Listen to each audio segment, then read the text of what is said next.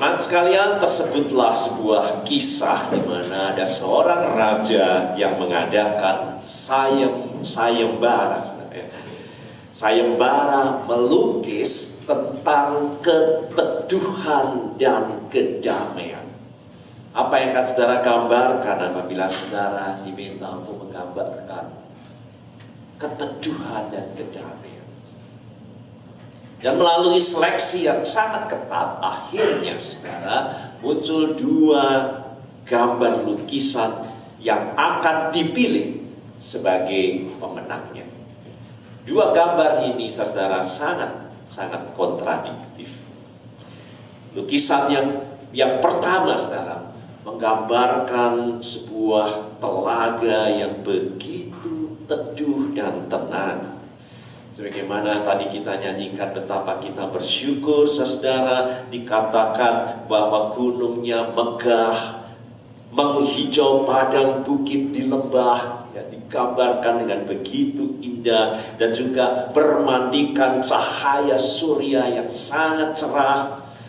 Burung-burung berkicau dan penuh dengan bunga warna-warni yang indah dan harum. Langitnya biru, cerah, awan putih berarak-arakan dengan indah. Teduh dan damai lukisan pemandangan alam. Lukisan yang kedua, saudara, sebaliknya menggambarkan cadas yang sangat keras. Nampak sangat kasar, kering, gundul, gersang. Di atasnya langit begitu gelap,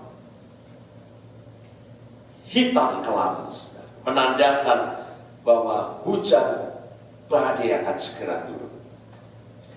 Di sisi gunung memang ada air terjun dengan air yang membuat tercurah deras dan berbuih. Lukisan itu saudara sama sekali tidak menampakkan keteduhan dan kedamaian. Namun setelah seleksi saudara, di luar dugaan, raja memilih lukisan yang kedua. Lukisan yang sama sekali tidak menampakkan keteduhan dan kedamaian. Namun raja saudara melihat sesuatu yang sangat menarik dari lukisan kedua itu. Di balik air terjun dengan air yang membual berbuih itu, di dalam ancaman badai dan juga tanah yang sangat gersang itu, digambarkan ada semak belukar yang di dalamnya ada seekor burung pipit, induk burung pipit yang dengan teduh dan tenang dengan damai mengerami telurnya. Raja memilih lukisan kedua ini dan menyampaikan saudara alasannya. Kedamaian tidak akan pernah ada seperti yang digambarkan dalam lukisan pertama. Tak ada tempat di dunia ini yang akan steril dari persoalan, masalah, dan badai kehidupan. Tak ada kehidupan tanpa tantangan, keributan, kesulitan, kesedihan. Kalau kita berharap keteduhan dan kedamaian seperti itu hanya ilusi kehidupan. Darah hanya akan memperolehnya melalui opium dan candu, tetapi itu tidak ada dalam realitas dan kenyataannya. Kita hidup penuh dengan onak dan duri. Namun keteduhan dan kedamaian adalah hati yang dapat teduh dan tenang dan damai di tengah-tengah prahara kehidupan ini, di tengah-tengah kebisingan dan keresahan. Hati kita tetap dapat teduh. Di tengah-tengah ancaman dan bahaya, hati kita tetap dapat tenang dan menjalaninya dengan damai. Dan semua itu katanya hanya akan dapat terjadi seperti burung pipit apabila dia menemukan tempat, sebuah hadirat, dan di dalamnya dia yakin akan ada keteduhan. Oleh karena ada pertolongan, perlindungan, pemeliharaan dari semua ancaman dalam kehidupan ini yang dapat memberi keselamatan meskipun badai akan segera datang. Dan saudara, demikian sesungguhnya yang dialami oleh Daud, di mana dilukiskan dalam bacaan kita yang pertama. Kita tadi baca mulai dari ayat yang keempat, tetapi saya sarankan nanti pulang baca mulai dari ayatnya yang pertama. Hidup Daud itu, saudara, meskipun Mazmur itu menggambarkan keteduhan, ketenangan, damai yang dialami oleh Daud, tetapi gambaran sebelumnya saudara akan lihat bahwa Daud hidup terus menerus dalam ancaman bahaya, peperangan, pembunuhan, persoalan, masalah yang terus bertubi-tubi dalam kehidupan Daud. Sebagaimana dikatakan, sudah lihat di ayat sebelumnya, ketika penjahat-penjahat menyerang aku untuk memakan dagingku, yakni semua lawanku dan musuh. Dan dapat lihat itu gambaran yang dialami oleh Daud. Sekalipun tentara berkemah mengepung aku, sekalipun timbul peperangan melawan aku, saya dapat teruskan. Begitu banyak cadas, prahara, persoalan sedang dihadapi. Namun Daud dalam Mazmur itu tidak sama sekali menyatakan stres, depresi dalam kehidupannya oleh karena masalah yang seperti itu. Mazmur itu menggambarkan keteduhan, ketenangan, kedamaian Daud dalam menghadapi persoalan dan kehidupan. Kepada siapa aku harus takut? Kata Daud. Terhadap siapakah aku harus gemetar? Tidak takut hatiku. Saudara, dan sudah baca dengan indah mulai dari ayat yang pertama di tengah-tengah tantangan yang luar biasa itu. Bagaimana Daud, saudara, dapat tenang, tidak takut, tetap damai dan teduh seperti burung pipit di tengah lingkungan yang begitu gersang. Digambarkan badai segera datang, air membual dan mengancam sedemikian rupa. Tetapi burung pipit, induk burung pipit dengan teduh dan tenang mengerami anak-anaknya, mengerami telur di sarang semak belukar itu. Teduh dan damai meskipun badai segera datang. Sama halnya seperti burung pipit, saudara dapat teduh oleh karena dapat berdiam di dalam semak belukar yang rimbun. Dan demikian Daud, saudara, berkata, itulah ayat yang kemudian kita baca sebagai rahasia mengapa Daud dapat tenang dan teduh dalam kehidupan ini. Daud berkata, dia menemukan tempat yang teduh dalam kehidupan. Diam di rumah Tuhan. Dan kalau kita diam di rumah Tuhan, kata Daud, kita akan menyaksikan kemurahannya seumur hidup kita. Ya, itu yang dikatakan oleh Daud. Maka itulah satu hal yang kuminta kepada Tuhan. Tak ada yang lain diminta oleh Daud. Satu hal kuminta kepada Tuhan, yang menjadi keinginannya utama dalam hidupnya. Satu hal telah kuminta kepada Tuhan, dan itulah yang kuingini. Diam di rumah Tuhan seumur hidupku, dan menyaksikan kemurahan Tuhan, dan menikmati baitnya. Menyaksikan kemurahan Tuhan dan menikmati baitnya. Bagi Daud, saudara, sangat jelas bahwa rumah Tuhan adalah rumah kemurahan Tuhan. Di dalam bahasa Ibrani, saudara, dalam bahasa Aramnya adalah Bethesda. Dipakai untuk nama kolam, saudara, yang hari ini juga kita baca di dalam Injil Yohanes. Bet itu artinya rumah. Bethesda itu artinya rumah kemurahan atau rumah anugerah. Namun saudara, kalau saudara lihat dalam bahasa Ibrani, Bethesda itu juga memiliki arti yang kontradiktif dengan itu juga. Jadi ada dua, satu kata tetapi memiliki makna yang ganda. Itu dalam bahasa Ibrani dan bahasa Arabnya. Arti yang kedua adalah malu. Dipermalukan. Rumah kemurahan, rumah di mana kita dipermalukan. Sangat kontradiktif, bukan? Satu kata tetapi memiliki makna ganda. Tetapi saudara dapat lihat sangat cocok menggambarkan lokasi di mana kita baca hari ini, yaitu kolam Bethesda itu. Itu tempat yang dipandang memang sangat mempermalukan. Orang yang duduk dan ada di sana itu dipermalukan. Mereka buta, mereka timpang, semua hal yang memedihkan kehidupan. Orang datang ke sana untuk mencari rahmat dan anugerah. Itu tempat yang memalukan. Kehadiran orang-orang yang cacat, sakit. Tetapi itu gambaran dari kehidupan yang memang penuh dengan onak dan duri dalam kehidupan kita.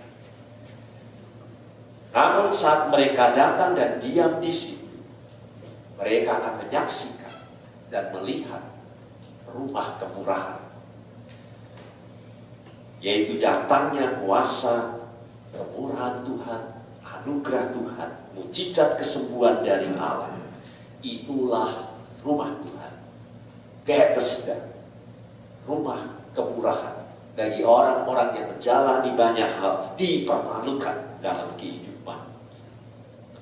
Saudara, tentu yang diinginkan Daud diam di rumah Tuhan itu, saudara, bukan bangunan fisiknya seperti kita mau cari gereja, dan mungkin AC-nya, gedungnya, katedral dan sebagainya. Apa yang dimaksud Tuhan Daud bahwa dia mengingini rumah Tuhan itu? Yang pasti saudara, bukan bangunan ataupun bentuk fisik dari rumah Allah. Yang kita tahu pada waktu itu masih dalam bentuk tabernakel, kan? Kemah suci atau tenda Allah. Karena bait Allah belum dibangun, Daud tidak diizinkan untuk membangun bait Allah. Tetapi Salomo anaknya yang kemudian mendirikan bait Allah yang sangat megah. Jadi apa itu rumah Tuhan? Dalam bahasa Ibraninya Bet, tadi rumah kan, Bet, El itu Allah, Bethel. Sebabnya banyak dipakai menjadi nama gereja. Bethel, saudara. Rumah Allah itu artinya Bethel, saudara. Dan dari mana istilah ini muncul pertama kali? Kita lihat di dalam Alkitab, kapan rumah Allah, rumah Tuhan itu muncul pertama kali? Dalam vision, saudara, dalam visi penglihatan yang dialami oleh Yakub. Kita dapat baca dalam Kejadian 28 ayat 11 sampai dengan 28. Itu kalau sudah mau mulai apa itu rumah Tuhan, dan harus mulai dari situ. Karena itulah vision pertama muncul mengenai Bethel, rumah Tuhan itu. Yakub berangkat dikatakan dari Beersheba menuju ke Haran. Oleh karena prahara kehidupannya dia menipu ayahnya dan merebut hak kesulungan dari Esau, dan dia harus lari oleh karena dia akan dibunuh oleh Esau. Persoalan kelam, dan dia harus pergi ke satu tempat yang dia tidak pernah tahu, dan dia tahu perjalanan yang penuh dengan bahaya, ancaman, dan dia tahu apakah dia dapat hidup atau tidak, tetapi dia harus lari. Pernah sudah jadi pengungsi oleh karena peperangan? Mungkin saudara orang-orang Tionghoa yang lari pada peristiwa Mei, tak menentu dan sudah pergi ke satu tempat dan sudah tidak tahu bagaimana, dan itulah yang dialami oleh Yakub, saudara. Tetapi di dalam perjalanan, pada saat dia penuh dengan kekhawatiran dan ketakutan, dan dia pun kemudian tidur berbantalkan batu, saudara. Tak ada tenda, tak ada apapun. Jadi tendanya adalah langit. Tetapi Kejadian 28 dimulai vision rumah Allah itu. Dia bermimpi. Mimpi penglihatan bahwa di bumi didirikan sebuah tangga yang ujungnya sampai ke langit. menghubungkan surga dan bumi. Dan tampak malaikat Allah turun dan naik. Karena itulah vision rumah Allah yang harus kita baca. Sudah mau bertanya apa itu rumah Allah? Sudah seringkali berbicara mengenai gedung, bangunan, ini gereja apa, Pentakosta apa, karismatik, dan sudah macam-macam dan sebagainya. Tetapi mari kita masuk dalam vision yang pertama. Itu menghubungkan surga dan bumi. Dan berdirilah Tuhan di sampingnya. Berdirilah Tuhan di sampingnya. Akulah Tuhan, Allahmu. Allah Abraham, nenek moyang, Allah Ishak, dan seterusnya. Allah hadir bersama dengan Yakub. Setelah bangun Yakub dari tidurnya, dan dia berkata, ini Betel, ini rumah Tuhan. Sesungguhnya Tuhan ada di tempat ini. Karena itulah vision rumah Tuhan. Apa ada tenda waktu itu? Apa ada bentuk bangunannya? Rumah Tuhan bukan fisik dan bangunan. Yakub sama sekali tidak ada dalam tenda, tidak ada rumah, tidak ada bangunan. Langit, bantalan juga batu. Tapi dia, ini Betel, ini rumah Tuhan. Rumah Tuhan bukan sekedar fisik dan bangunan.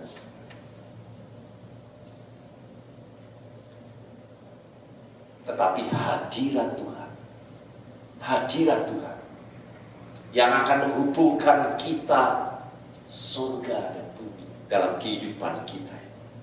Dan Yakub tahu dia sekarang berada dalam hadirat Tuhan, rumah Tuhan.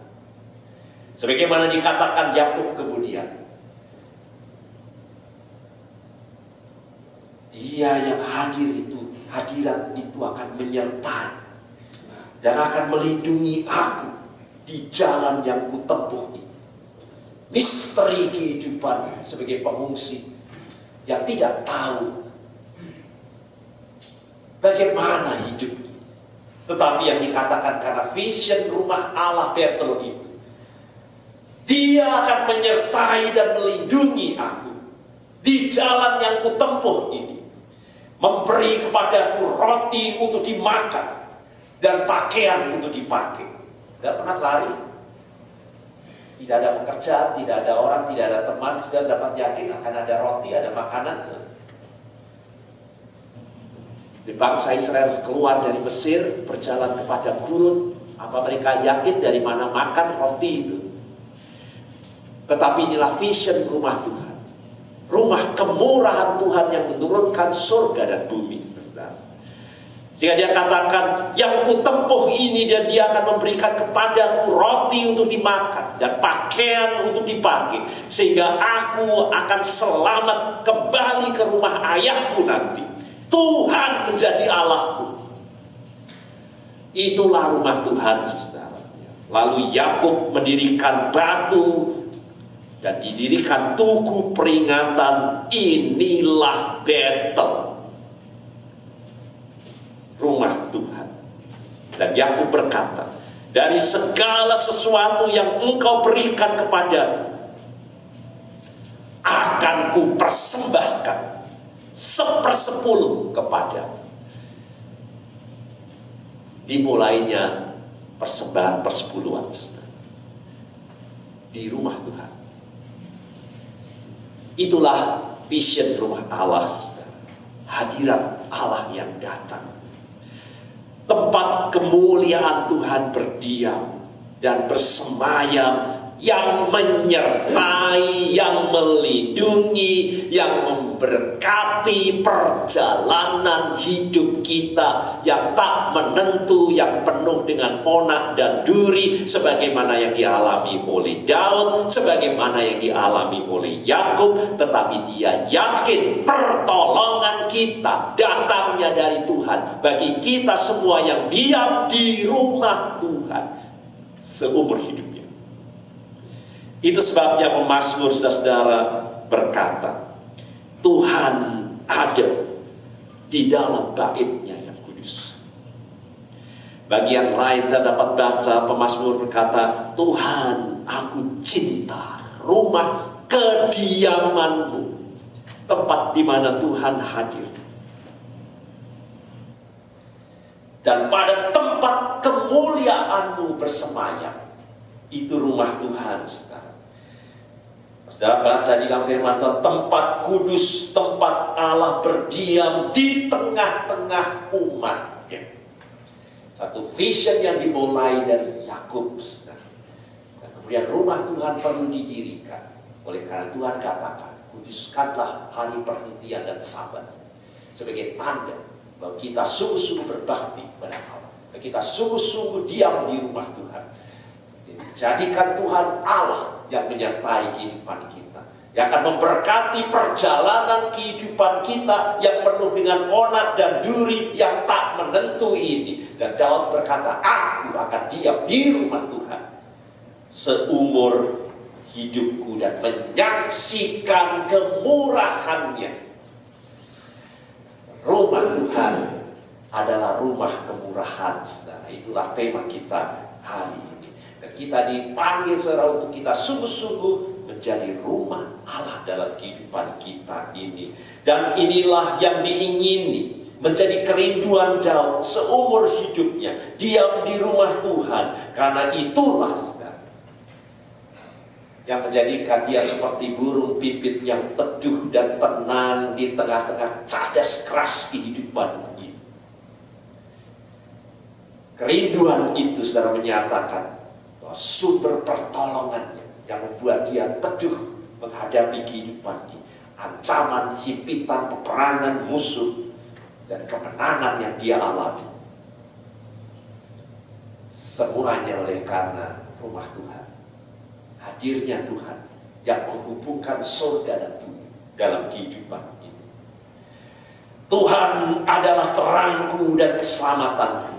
Dan sekarang nanti baca ayat yang pertama, saya akan bacakan, saudara, dari bagian firman Tuhan yang tadi tidak kita baca. Tuhan adalah terangku dan keselamatanku. Itulah vision rumah Tuhan. Itulah yang diinginkan oleh Daud. Bahwa Tuhan adalah terangku, keselamatanku. Kepada siapa aku harus takut? Tuhan adalah benteng hidupku. Terhadap siapa aku harus gemetar? Meskipun musuh sudah mengelilinginya. Ketika penjahat-penjahat menyerang aku untuk memakan dagingku, yaitu semua lawanku dan musuhku, mereka sendirilah yang tergelincir dan jatuh. Sekalipun tentara berkemah mengepung aku, tidak takut hatiku. Sekalipun timbul peperangan melawan aku, dalam hal ini pun aku tetap percaya. Dan baru Daud berkata, inilah yang kuingin, diam di rumah Tuhan seumur hidupku dan menyaksikan kemurahannya. Daud percaya diam di rumah Tuhan membuatnya telah, tetapi juga sedang, dan segala sesuatu yang dia tidak tahu ke depan dia akan dan selalu. Itulah arti seumur hidupku, seumur hidupku yang lalu, sekarang, dan yang akan datang. Seumur hidupku yang dikatakan oleh diam di rumah Tuhan, menyaksikan kemurahan Tuhan sebagaimana yang lalu dan yang ke depan dalam kehidupan kita ini. Sebab ia melindungi aku dalam pondoknya. Itu rumah Tuhan, Bethel, pada waktu bahaya.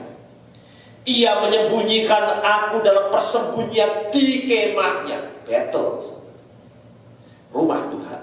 Ia mengangkat aku ke atas gunung batu.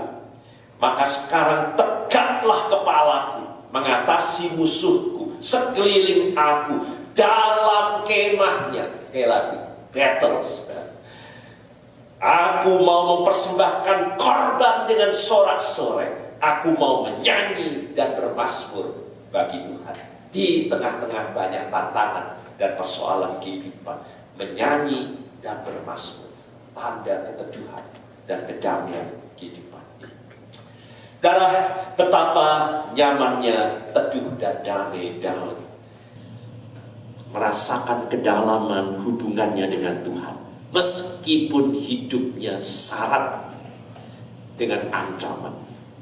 Dengan diam di rumah Tuhan, Daud mengetahui ada jaminan keamanan, keselamatan, damai sejahtera di dalam Tuhan.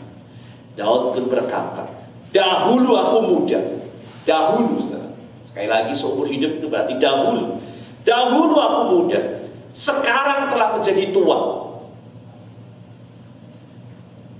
Jadi Mazmur ini ditulis setelah Daud tua, saudara. Tetapi tidak pernah kulihat orang benar yang diam di rumah Tuhan ditinggalkan, dan anak cucunya meminta-minta roti. Tuhan, saudara, menyatakan visinya kepada kita agar kita semua memiliki keinginan seperti Daud ini, dan pulang dan berdoa, inilah yang ku ingini. Mungkin saudara ada banyak hal yang saudara ingini dalam hidup, tapi adakah kita mau bertobat, inilah yang ku ingini seumur hidup, untuk diam di rumah Tuhan dan menjadikannya yang paling berharga dalam kehidupan kita, dan mendoakannya tanpa kita mengenal lelah. Allah memanggil kita semua pada tujuan yang sama dengan Daud, tujuan yang sama dengan Yakub, mencari wajahnya dan hadiratnya dalam kehidupan ini. Berusaha selalu tinggal dalam hadirat Tuhan yang kudus, mengandalkan Tuhan semata-mata dalam kehidupan kita ini. Meskipun dia raja, meskipun dia punya tentara, meskipun dia punya kekuasaan, tetapi bukan semuanya itu yang diandalkan oleh Daud. Diam di rumah Tuhan, itulah rahasia kemenangan yang dialami oleh Daud. Yakin akan pemeliharaan dan kemurahan Tuhan. Maka mari kita semua, saudara, kita pulang dengan memperbaharui keinginan dan tekad kita semua. Diam di rumah Tuhan, hidup dalam kehendak-Nya, bernaung di dalam Dia, bernaung di dalam Dia seumur hidup kita, dan menyaksikan kemurahan Tuhan. Amin.